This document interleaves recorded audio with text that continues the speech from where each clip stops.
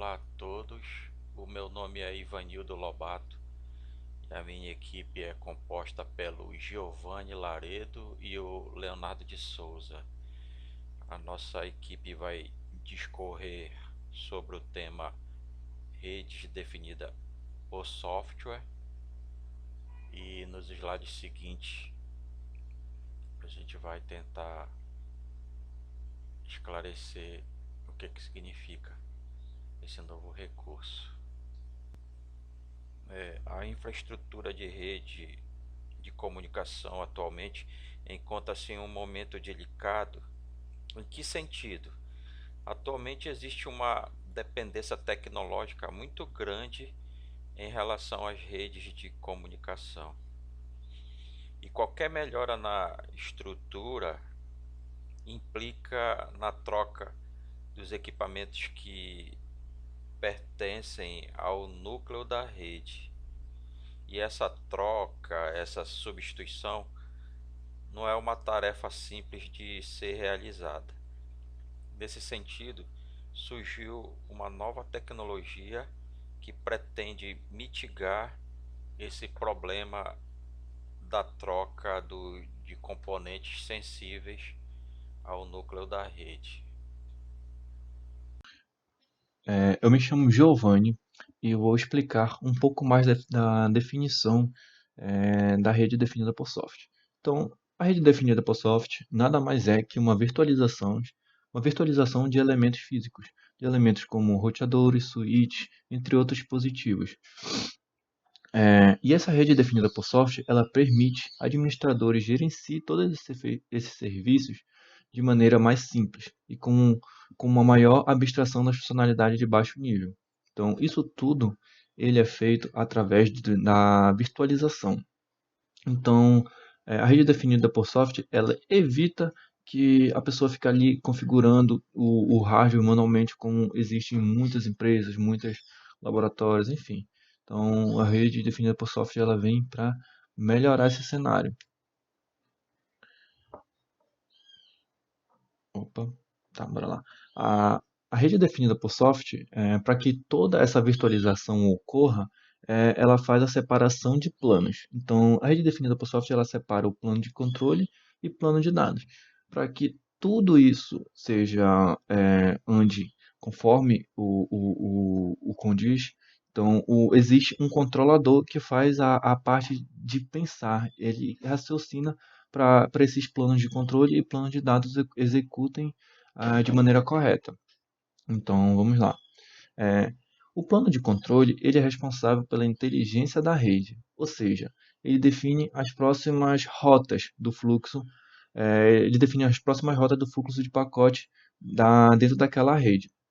Então, ele pode rodar um protocolo de roteamento, ele pode rodar um código que o programador tenha definido ali, entende? Então, o plano de controle, ele é o cara que, teoricamente, olha a regra e executa, entendeu? Manda para o plano de dados executar.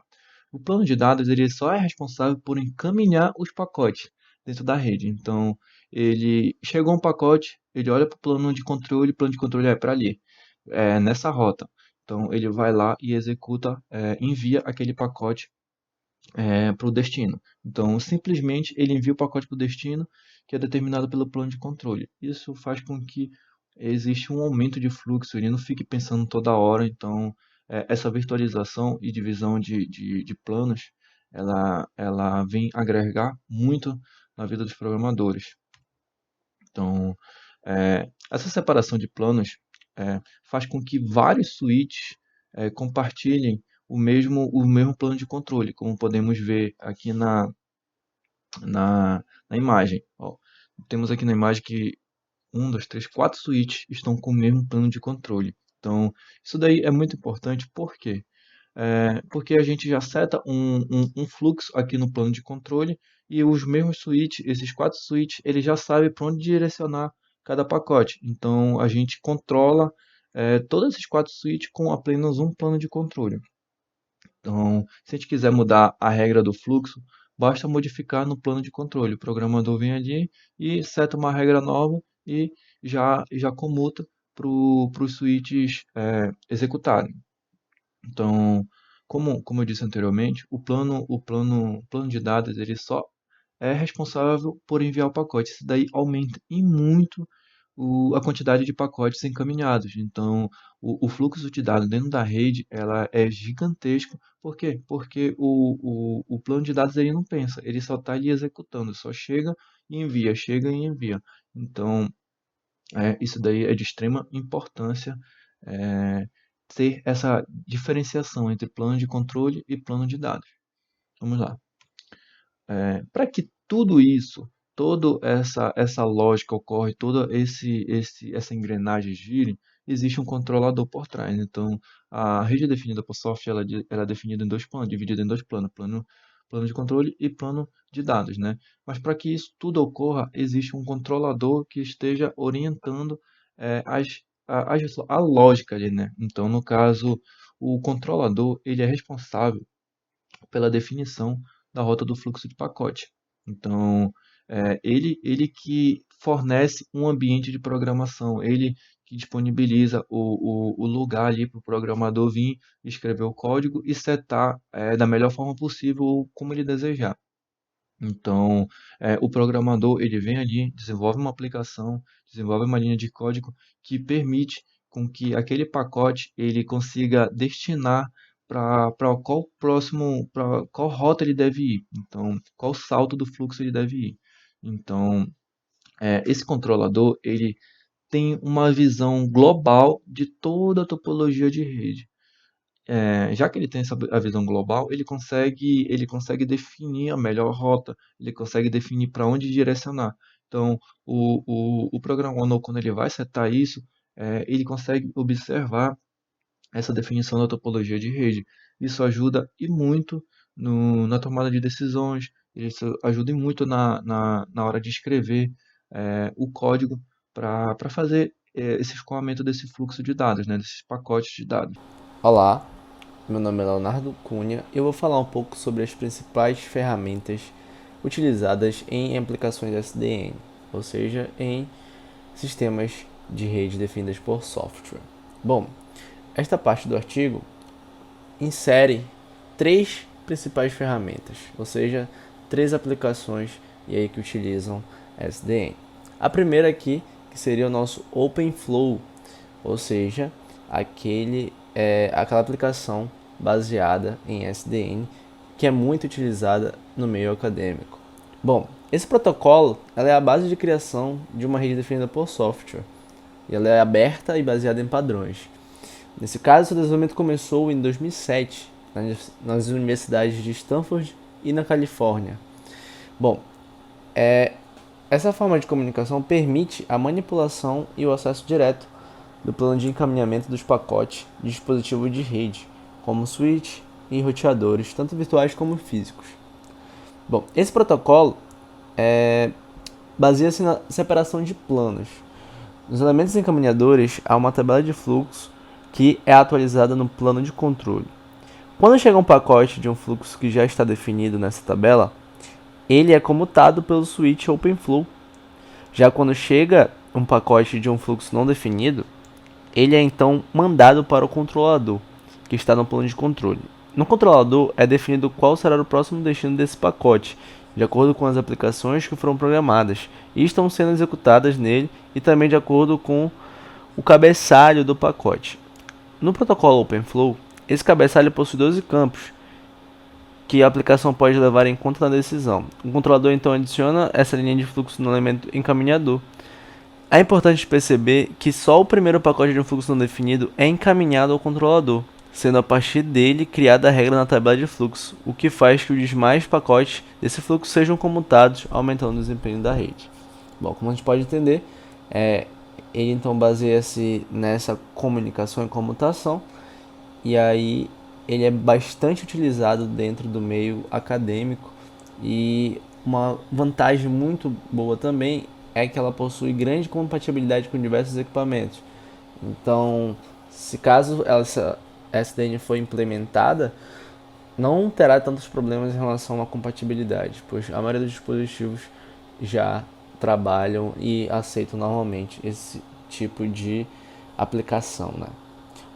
Bom, vamos agora falar sobre a próxima ferramenta aqui utilizada pelo autor do artigo, que é o OpenVSwitch, certo? Bom, essa ferramenta ela serve para a criação de múltiplos switches virtuais, ou seja, ela permite a automação da rede através da programação. Nesse switch é possível então implementar diversos protocolos, entre eles o OpenFlow, que a gente já mencionou anteriormente, e também definir um controlador como POX ou NOX, ou o próprio controlador nativo do OpenVSwitch, né? Bom, então a gente pode fazer uma analogia desse sistema, dessa ferramenta, utilizando uma máquina virtual, por exemplo, para teste, que no caso seria o VMware, que é uma máquina virtual que a gente pode estar então implementando uns simuladores e verificando como a rede funciona por meio de testes e tudo mais, certo? Então essa é a outra ferramenta aqui definida pelo autor. Bom, a última ferramenta que ele menciona aqui é o FlowVisor. O que seria ele? No caso, seria uma ferramenta desenvolvida em maio de 2009 em Stanford. E o que ela consiste? Bom, ela consiste nada mais do que um controlador especial para o OpenFlow. E o que diferencia ele dos demais é que ele atua como um proxy transparente entre um computador OpenFlow e múltiplos controladores OpenFlow. Ou seja, ele atua como um intermediador entre as requisições de um controlador e o computador. Desta forma, o FlowVisor permite que a rede seja fatiada e tenha um controle distribuído, já que quando o controlador OpenFlow envia algum comando para o computador, ele passa antes pelo FlowVisor, que determina se ele tem autorização ou não para realizar esta ação. Bom, o FlowVisor permite que o controle das permissões dessas fatias de rede sejam feitas por um ou mais controladores, que agiriam como administradores da rede. Vale ressaltar ainda que essas fatias podem ser definidas por uma combinação das portas dos comutadores da camada 1, endereço Ethernet da camada 2, endereço IP da camada 3 ou pelos protocolos TCP/UDP da camada de transporte, da camada 4. Vale ressaltar que o FlowVisor garante o isolamento dessas fatias de rede, portanto, o fluxo de computador não afeta o outro e um controlador não pode ver o fluxo de um computador que ele não tem autorização para ver. Então, basicamente é isso. A última coisa que o autor fala aqui são sobre os controladores, né, de cada uma dessas ferramentas. Então, bom, os controladores fornecem APIs. O que seriam APIs? São Application Program Interface, ou seja, são aplicações e aí que possuem alguma interface de programável, né? Então, para que sejam desenvolvidos protótipos de rede definidas por software. Para o protocolo OpenFlow, os principais controladores são o NOX e o POX, que eu já mencionei anteriormente, desenvolvidos pelos criadores do protocolo OpenFlow. A diferença entre eles é que o NOX utiliza a linguagem C++ e o POX utiliza o Python. Há outros controladores para o protocolo OpenFlow, como por exemplo Trema, Maestro, Beacon, FML e vários outros, certo? Bom, então basicamente sobre as principais ferramentas foi isso. Vamos agora falar sobre as aplicações, né? As aplicações que foram implementadas, né, na SDN. Bom, então como nós já sabemos, a principal função e o principal objetivo da SDN é mudar o paradigma das redes, ou seja, é implementar uma nova forma de trabalhar com redes, não mais utilizando somente a parte física, ou não utilizando totalmente a parte física, e usando agora softwares programáveis, ou seja, a gente não precisa mais de tantos equipamentos de físicos, né?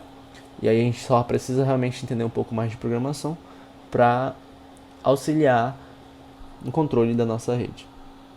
Bom, então, no meio acadêmico, ele é focado em alguns pontos específicos, como eu vou falar agora.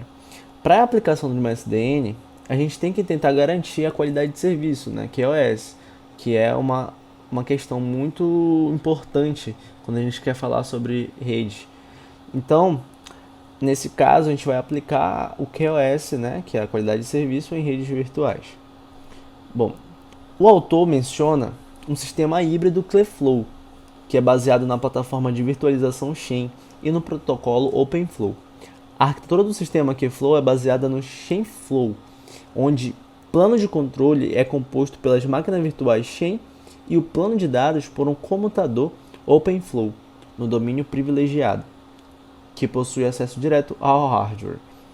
No Kflow, a qualidade de serviço é garantida através de controle, monitoramento e distribuição dos recursos da rede física para as diversas redes virtuais, de acordo com o tipo da rede e sua prioridade com relação às outras redes. Além disso, há um algoritmo que distribui os recursos ociosos na rede física entre as redes virtuais, mais uma vez de acordo com sua prioridade, que é determinada através de acordo de níveis de serviços. Bom, a aplicação mais básica de SDN é a programabilidade da rede. A ferramenta Hotflow, que foi criada numa rede virtual entre um único PC, ela é aplicável em data centers usando as ferramentas KVM para virtualização assistida por hardware, Xen que faz para virtualização e LXC que usa a virtualização baseada no sistema operacional. Bom, com o crescimento dos data centers e o advento da computação em nuvem, redes OpenFlow são cada vez mais usadas. Porém, redes definidas por softwares baseadas em OpenFlow apresentam alguns desafios, pois ela não possui suporte a um protocolo da camada de aplicação. Além disso, fazer muita verificação de fluxo num único computador pode afetar o desempenho da rede. Portanto, é proposto a ferramenta VNFC, ou seja, Virtual Network Function Container, que seria uma máquina virtual dedicada para implementar as funções da rede. O VNFC ficaria entre as máquinas virtuais da rede e os computadores e poderia agir como um firewall dedicado ou um formatador de tráfego, o que simplificaria o trabalho dos computadores. Bom, um outro tópico muito importante em redes é a gestão da energia, né? Já que a gente precisa aí entender como funciona a parte do software e como ele é alimentado, né? Então, com o uso do SDN é possível desviar parte do tráfego para não sobrecarregar uma máquina, ou até mesmo desviar todo o tráfego de pacote para que a máquina possa ser desligada, o que é conhecido como migração de fluxo.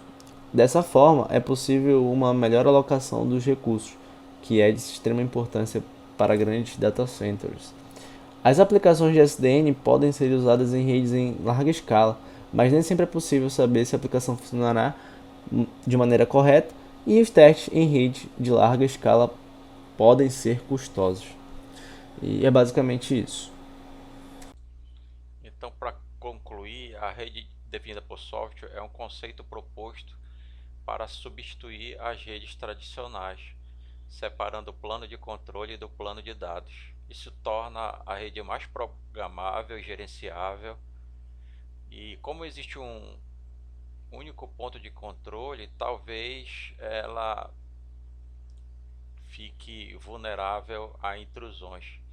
Mas existe a ideia de treinar o controlador de redes por algoritmos de aprendizagem de máquina para permitir que ele torne as decisões inteligentes automaticamente. Nesse artigo verificamos como essa nova tecnologia pode revolucionar o mundo das redes de comunicação. Isso indo de encontro a uma tendência já verificada nas tecnologias de virtualização e cloud computing.